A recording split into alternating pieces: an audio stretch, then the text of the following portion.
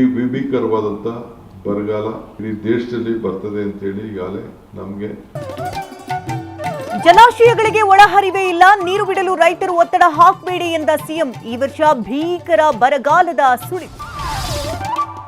ಭಾರಿ ಮಳೆ ಗಾಳಿಯ ಮುನ್ಸೂಚನೆ. ದಕ್ಷಿಣ ಕನ್ನಡದಲ್ಲಿ ಇಂದು ಕೂಡ ಶಾಲಾ ಕಾಲೇಜುಗಳಿಗೆ ರಜೆ. ಮೀನುಗಾರರು ಸಮುದ್ರಕ್ಕಿಳಿಯದಂತೆ ಎಚ್ಚರಿಕೆ. ಬೆಂಗಳೂರಲ್ಲಿ ಕೃಷ್ಣ ಭೈರೇಗೌಡ ನೈಟ್ ರೌಂಡ್ಸ್. ರಸ್ತೆ, ಗುಂಡಿ, ಚರಂಡಿ, ಫುಟ್ಪಾತ್ ಒತ್ತುವರಿ ಪರಿಶೀಲನೆ. ತಪ್ಪು ಮಾಹಿತಿ ನೀಡಿದ ಅಧಿಕಾರಿಗೆ ತರಾಟೆ.